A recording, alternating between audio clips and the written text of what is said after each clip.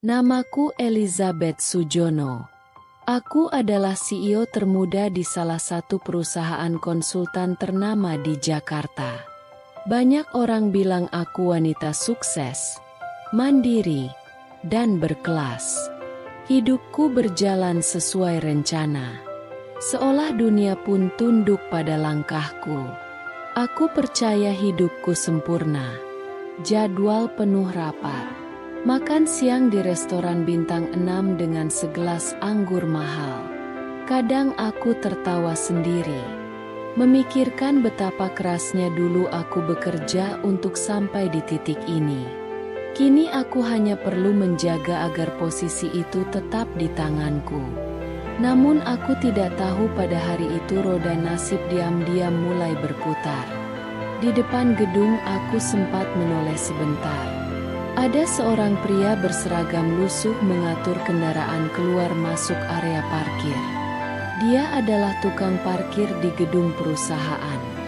Dunia kami berbeda sejauh langit dan bumi. Dan saat itu aku tak pernah membayangkan bahwa pria sederhana itu suatu hari nanti akan menjadi bagian terpenting dalam hidupku. Suatu pagi aku datang sedikit lebih awal ke kantor. Mobilku melaju mulus sampai tiba-tiba harus berhenti mendadak karena seorang tukang parkir melambaikan tangan ke arah sopirku. "Mohon maaf. Jangan parkir di sini lagi penuh. Kamu tahu siapa aku? Ini mobil direksi. Mana mungkin aku parkir jauh-jauh. Justru karena ibu penting. Mobilnya harus aman. Kalau dipaksakan di sini, rawan kena gores. Urus saja kerjaanmu. Jangan mengatur aku." Bukannya tersanjung, aku justru tersinggung. Seumur hidup tak ada orang bawahan yang berani menegurku seperti itu. Sopir akhirnya menuruti permintaanku dan kami parkir di tempat yang kuinginkan. Tapi anehnya wajah pria itu terus muncul di kepalaku. Tatapannya tidak merendah tapi juga tidak menantang. Justru seperti seseorang yang yakin dengan apa yang dia lakukan. Hari itu pertemuan kedua kami terjadi dengan cara yang lebih memalukan. Siang menjelang aku harus menghadiri rapat penting di luar kantor. Aku berjalan tergesa ke parkiran dengan langkah terburu-buru. Begitu sampai di mobil, aku mendapati pintu bagian samping macet dan tidak bisa dibuka. Sopirku kebingungan.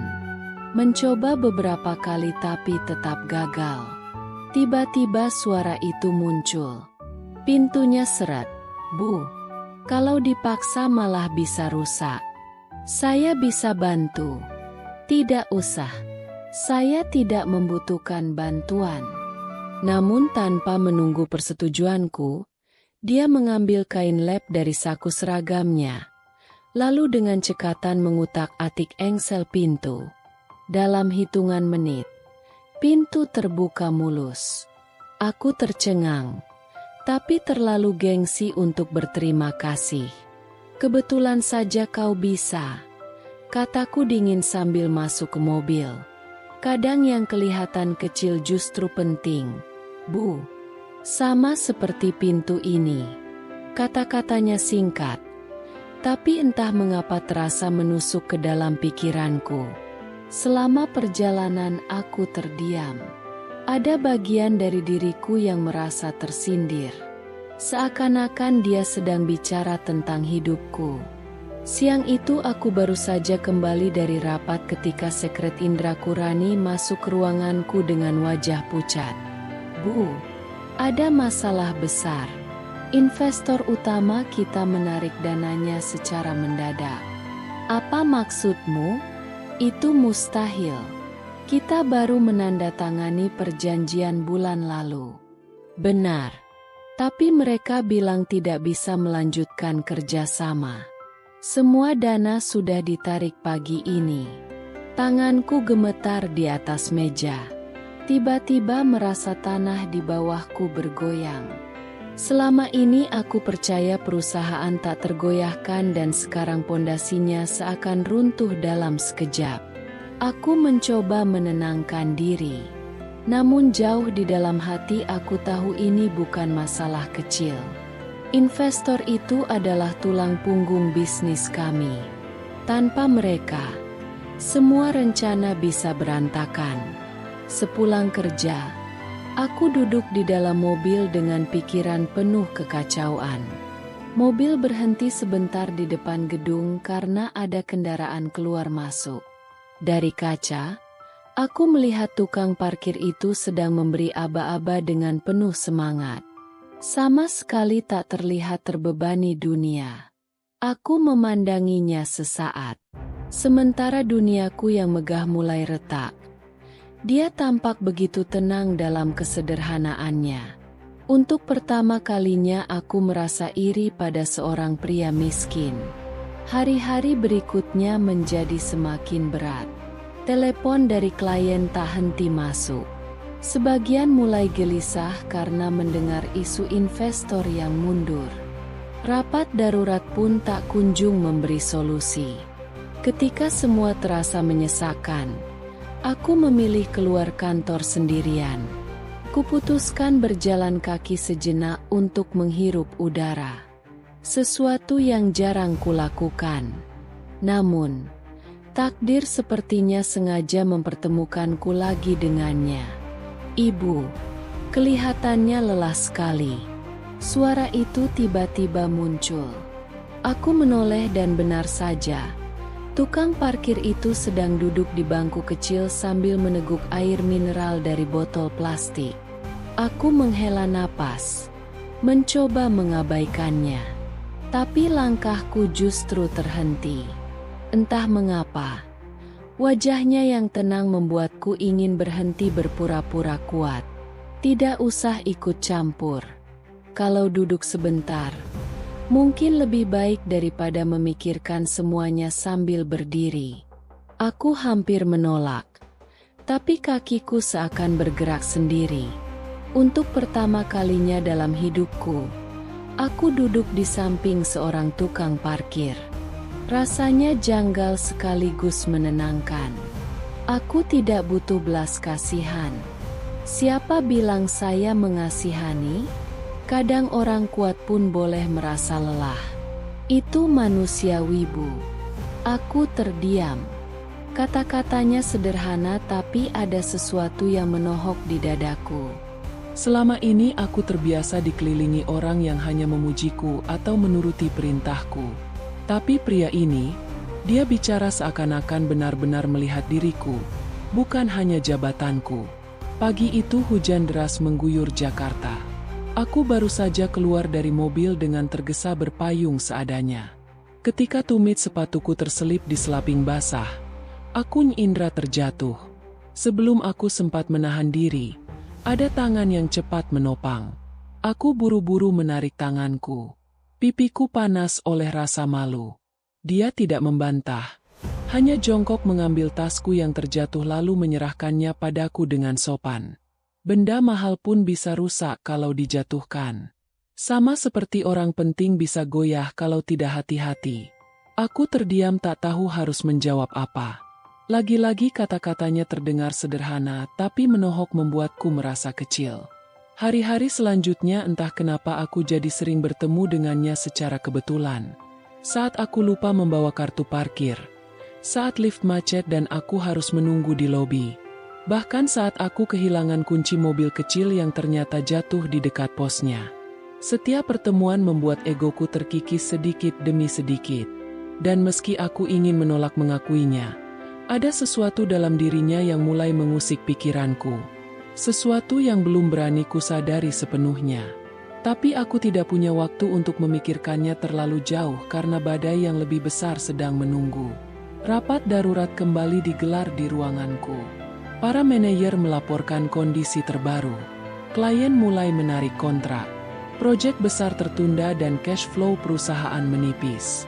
Aku duduk di kursi kepala meja mendengarkan semua laporan dengan wajah dingin meski dadaku bergejolak. Bu Eliza, kalau kondisi ini berlanjut, 3 bulan lagi kita bisa kolaps.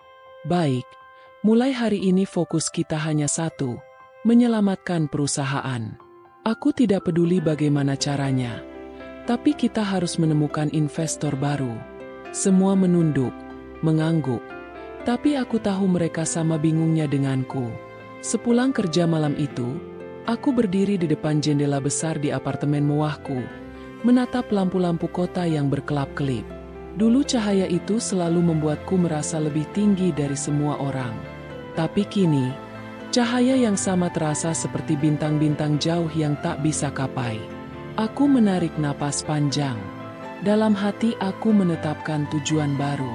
Bagaimana caranya? Aku akan menyelamatkan perusahaan ini. Aku tidak tahu jalan yang kupilih justru akan semakin sering mempertemukanku dengan pria sederhana itu. Namun sebelum sampai ke sana, aku lebih dulu harus menghadapi kenyataan pahit. Orang-orang yang selama ini kuanggap rekan setia ternyata tidak setulus yang kubayangkan. Di ruang rapat aku mendengar percakapan samar dari 2 manajer senior saat aku masuk tanpa mereka sadari. Kalau perusahaan ini runtuh, kita tinggal pindah ke kom. Aku di depan pintu. Aku makin sering melihat tanda-tanda. Bahkan ada yang mulai merayu klien untuk bekerja sama ikutku. Aku senyum tipis saat tiba di kantor. Sore menjelang aku turun ke lobi untuk pulang. Hujan gerimis turun membuat udara lebih dingin dari biasanya. Saat aku menunggu mobil, tiba-tiba aku mendengar suara familiar. Lembur lagi, Bu. Aku menoleh. Dia ada di sana.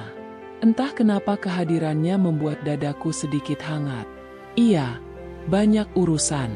Kalau terlalu berat, kadang cerita bisa sedikit meringankan. Bu, biasanya aku akan mengabaikan komentar seperti itu. Tapi kali ini berbeda. Ada sesuatu dalam nadanya yang tulus, tidak menghakimi. Seolah-olah dia benar-benar bersedia mendengar. Bukan sekadar basa-basi, entah dorongan dari mana, aku akhirnya duduk di bangku dekat posnya. Kata-kata pun keluar begitu saja. Aku bercerita tentang pekerjaanku, tentang orang-orang yang mulai mengecewakan, tentang rasa takut kehilangan segalanya. Dia hanya diam, mendengarkan dengan sabar. Sesekali hanya mengangguk, sesekali menatapku dengan mata yang anehnya membuatku merasa tidak sendirian. Dan saat aku selesai, dia hanya berkata singkat, "Kalau semua orang menjauh, bukan berarti ibu sendirian. Mungkin Tuhan sedang menyiapkan orang yang tepat untuk tetap di dekat ibu." Aku tercekat.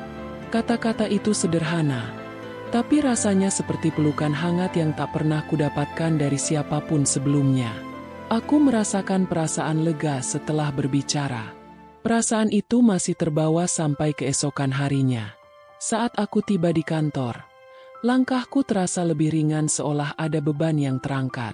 Anehnya bukan rapat atau laporan yang membuatku merasa lebih baik, melainkan obrolan singkat dengan seorang pria sederhana di parkiran. Saat pulang, aku kembali melihatnya sedang sibuk mengatur kendaraan. Ada sesuatu yang berbeda kali ini. Mataku tidak lagi hanya melihat seragam lusuhnya atau peluit di aku tidak melihatnya sebagai tukang parkir. Aku melihatnya sebagai seseorang dan itu membuatku takut sekaligus penasaran. Namun rasa penasaran itu harus kutahan karena badai yang lebih besar akhirnya benar-benar datang menghantamku. Hari itu aku menerima kabar terburuk sejak memimpin perusahaan. Investor baru yang selama ini kuharapkan menolak menanamkan modal. Aku terduduk lemas di kursi. Semua kerja butuh kestabilan. Air mataku hampir jatuh di ruang kerja.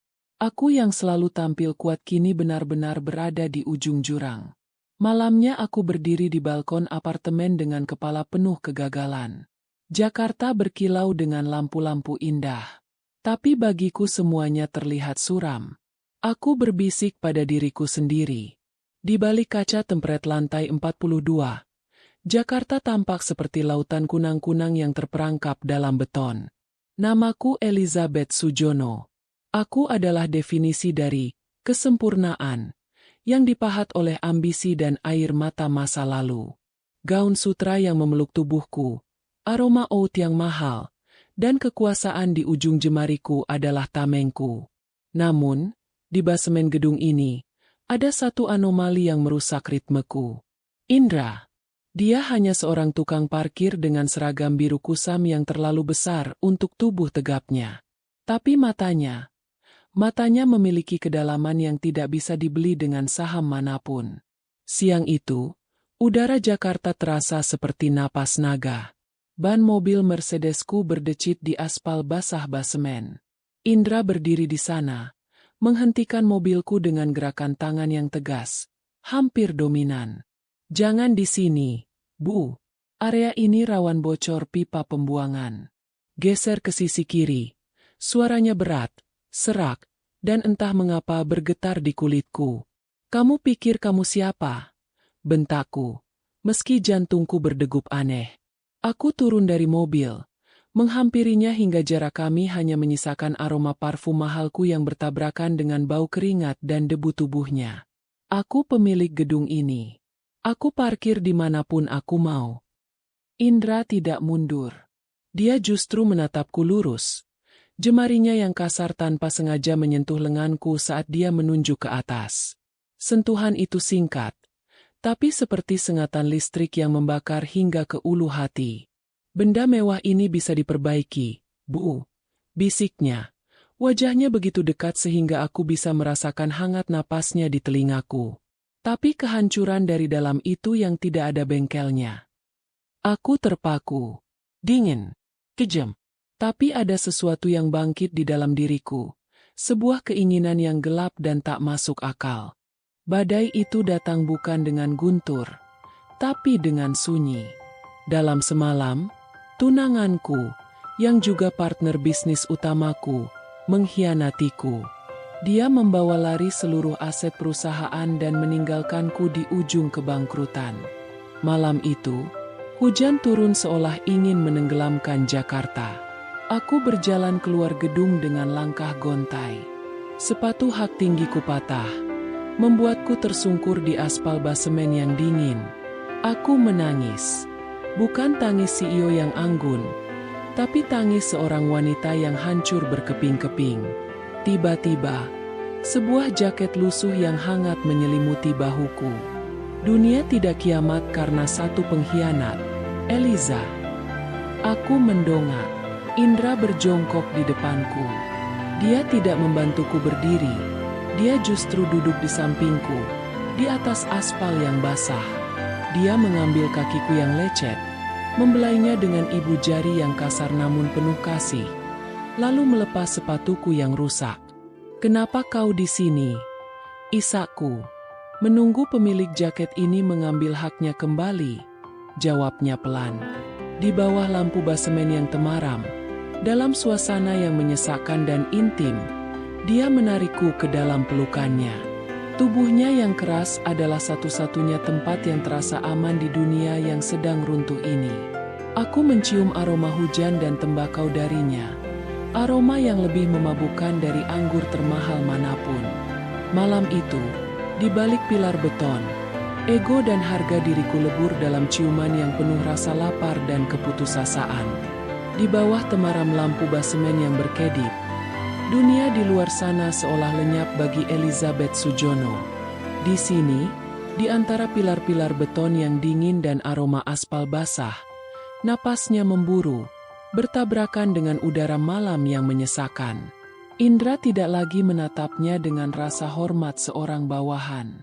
Tatapannya kini penuh dengan intensitas yang purba, meruntuhkan sisa-sisa dinding pertahanan Elizabeth sebagai sang ratu bisnis Jakarta. Indra menarik Elizabeth lebih dalam kebalik bayangan pilar beton yang gelap, menjauh dari jangkauan kamera pengawas. Kontrasnya begitu menyakitkan sekaligus memabukkan. Punggung Elizabeth yang terbalut gaun sutra tipis menempel pada semen yang kasar dan beku, sementara di depannya, tubuh Indra terasa seperti bara api yang siap melumatnya. Jemarinya yang kasar, jemari yang terbiasa memutar kemudi dan mengatur kekacauan jalanan, kini merayap naik ke leher Elizabeth, menangkup rahangnya dengan kelembutan yang menuntut. Elizabeth mengerang pelan, sebuah suara yang belum pernah ia keluarkan di ruang rapat manapun. Saat ibu jari Indra mengusap bibir bawahnya, menghapus sisa lipstik mahal yang kini tak ada artinya. Anda bilang, Anda tidak butuh bantuan saya, Elizabeth. Bisik Indra, suaranya berat, serak, dan bergetar tepat di depan bibir Elizabeth. Tapi tubuhmu bicara hal yang sangat berbeda malam ini. Elizabeth kehilangan kata-kata. Ia, yang selalu memegang kendali atas ribuan karyawan, kini merasa lumpuh di bawah kuasa pria berseragam lusuh ini. Tangannya yang gemetar merambat naik, mencengkeram seragam biru Indra yang lembab oleh hujan, merasakan otot-otot keras yang tersembunyi di baliknya. Elizabeth menariknya lebih dekat, menginginkan panas tubuh Indra untuk mengusir dingin yang menggerogoti jiwaku setelah pengkhianatan yang dialaminya. Saat bibir Indra akhirnya menyentuh bibirnya, itu bukan sekadar ciuman. Itu adalah ledakan keputusasaan dan rasa lapar yang telah lama dipendam oleh keduanya. Rasanya seperti menelan api di tengah badai. Aroma tembakau yang maskulin dan sisa air hujan dari tubuh Indra terasa lebih erotis dan memabukkan daripada kemewahan manapun yang pernah Elizabeth beli dengan uangnya. Indra merapatkan tubuhnya tanpa sisa ruang, membiarkan Elizabeth merasakan detak jantungnya yang liar menghantam dadanya.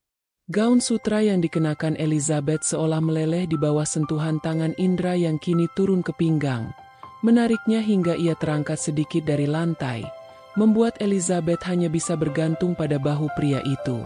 Di tempat yang tersembunyi dan dianggap rendah ini, Elizabeth Sujono melepaskan segalanya, gelarnya, hartanya, egonya. Ia hanya seorang wanita yang hancur, yang menemukan kekuatannya kembali dalam pelukan pria yang seharusnya menjadi musuhnya. Di bawah cahaya remang itu, setiap sentuhan Indra adalah luka sekaligus obat, sebuah gerakan, desahan dan rayuan manja nan sensual antara sang ratu yang jatuh dan sosok misterius yang membuat sang ratu akhirnya mendapatkan sebuah gairah yang telah lama ia nantikan. 2 minggu kemudian, perusahaanku diambang likuidasi. Aku mencari Indra ke pos parkir, merindukan satu-satunya orang yang membuatku merasa hidup di tengah kematian karirku. Tapi pos itu kosong. Cari Indra, Bu? Tanya petugas lain. Dia sudah berhenti. Katanya tugasnya sudah selesai. Aku pulang ke apartemen dengan hati hancur, hanya untuk menemukan sebuah amplop hitam di depan pintu. Di dalamnya terdapat dokumen pengalihan seluruh aset perusahaanku kembali atas namaku, dan sebuah surat dengan tulisan tangan yang sangat rapi. Eliza, 12 tahun lalu, ayahmu menghancurkan perusahaan kecil milik keluarga Indra Andhi dengan cara yang sangat kotor. Ayahku bunuh diri, dan aku bersumpah akan meruntuhkan setiap inci dari kerajaan yang kau wendrai. Aku adalah investor misterius yang menarik dana itu. Aku adalah orang yang merancang agar tunanganmu mengkhianatimu. Aku masuk ke gedungmu sebagai tukang parkir hanya untuk melihat dari dekat bagaimana rasanya menghancurkanmu perlahan-lahan. Rencanaku sempurna. Sampai malam itu di basemen. Sampai aku menyentuhmu. Sampai aku menyadari bahwa aku tidak bisa menghancurkan wanita yang ternyata memiliki luka yang sama dalamnya denganku. Ambillah kembali perusahaanmu. Aku sudah pergi. Jangan mencariku. Karena jika kita bertemu lagi, aku tidak yakin bisa melepaskanmu untuk kedua kalinya. Indra, aku jatuh terduduk di lantai. Pria yang kucintai, pria yang menjadi satu-satunya sandaranku saat aku hancur, adalah orang yang memegang pisau di punggungku sejak awal. Aku kembali menjadi wanita terkaya di Jakarta, tapi di dalam hatiku yang megah, aku hanyalah seorang tawanan di sebuah basemen kosong, merindukan seorang pria berseragam lusuh yang mencuri jiwaku dan membawanya pergi ke tempat yang tak terjangkau.